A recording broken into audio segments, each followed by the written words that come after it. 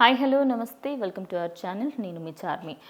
అటు ఆయన పవన్ కళ్యాణ్ గురించి మాట్లాడుకోవాలి అంటే ఆయన డిప్యూటీ సీఎంగా, ఎమ్మెల్యేగా, అదేవిధంగా మినిస్టర్గా ఫస్ట్ టైం ఆయన ఫ్లాగ్ హోస్టింగ్ చేయడం జరిగింది. ఆగస్ట్ 15 ఇండిపెండెన్స్ డే సందర్భంగా డిప్యూటీ సీఎం హోదాలో తొలిసారిగా జాతీయ జెండాను ఎగరవేసిన పవన్ కళ్యాణ్ అనంతరం ఆయన కీలక వ్యాఖ్యలు చేయడం జరిగింది. ఆ కీలక వ్యాఖ్యల గురించి మాట్లాడుకునే ముందు ఆయన అటు 10 సంవత్సరాలుగా పడుతున్న కష్టానికి ఒక ఫలితం దక్కింది. ఈరోజు ఇటు పవన్ కళ్యాణ్ ఆయన జెండా ఎగురవేస్తున్నప్పుడు ప్రతి ఒక్కరు ఫ్యాన్ కూడా ఆయనకి ఫిదా అయిపోయారు అనుకోవచ్చు. అయితే దీనికి సంబంధించి అక్కడ ఒక మీటింగ్లో మాట్లాడుతూ అపరకాలి అంటూ ఇందిరాగాంధీని గుర్తు చేసిన deputy CM Pawan Kalyan ₹2 kilo బియ్యం వంటి పథకం తెచ్చిన ఎన్టీఆర్ గారి స్ఫూర్తితో అన్నా క్యాంటీన్లలో ₹5కే భోజనం పెట్టే పథకం ప్రారంభిస్తున్నామని వెల్లడించారు.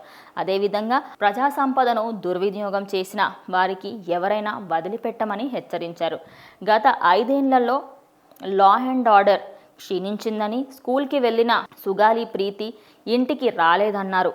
లా అండ్ ఆర్డర్ చాలా బలంగా ఉండాలి, ఎక్కడ రాజీ పడకూడదని ఆయన కోరుకున్నారు. సోషల్ మీడియాలో పోస్టులు పెట్టి విచ్చలవిడిగా మాట్లాడితే సీరియస్గా ఉంటుందని వార్నింగ్ కూడా ఇచ్చారు.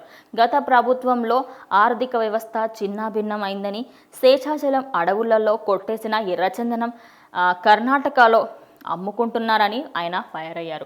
అటు ఏపీ రాష్ట్రానికి ఇన్ని సంవత్సరాలుగా 5 సంవత్సరాలుగా జరిగిన ఎన్నో విషయాలకి సంబంధించి, అటు ఎర్రచందనం స్మగ్లింగ్ గురించి, అదేవిధంగా అటు ఎంతోమంది అమ్మాయిలకి సంబంధించి కూడా ఆయన మాట్లాడడం జరిగింది. అయితే ఆయన చెప్పిన ఈ మాటలకు సంబంధించి ప్రతి ఒక్కరూ కూడా దీనిపైనే విశ్లేషణ చేస్తూ అసలు ఏం జరిగి ఉంటుంది, వీటన్నిటికీ సంబంధించి ఇప్పుడు లా అండ్ ఆర్డర్ స్ట్రిక్ట్గా ఉందని అంటున్నారు.